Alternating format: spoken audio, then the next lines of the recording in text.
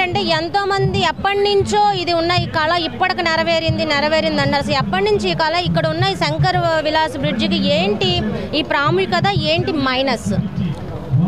మనం కొన్ని విషయాలు తెలుసుకోవాలండి. దేనికైనా ఒక టైం రావాలి, అది మెయిన్ ఇంపార్టెంట్.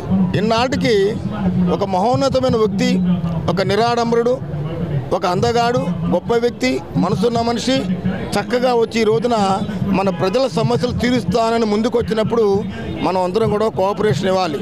మీకు బ్రిడ్జి వద్దు అనుకున్నప్పుడు పాపులేషన్ తగ్గించండి. ఇప్పుడు మేము బ్రిడ్జి కట్టాం, పాపులేషన్ పెరగటం వల్లేగా మీ అందరి కోసమే మేము చేస్తున్నాం. బ్రిడ్జి ఎందుకు కడుతున్నాం?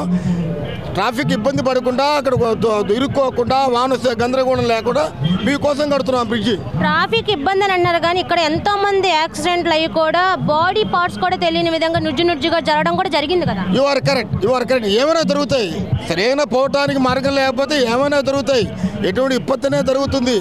నాటికి దేవుడు కరుణించి ఒక మహానుభావుడు మన ఎంపీ గారు వచ్చి నడుం బిగించి బ్రిడ్జి కడతారంటే ఇంకేం కావాలి?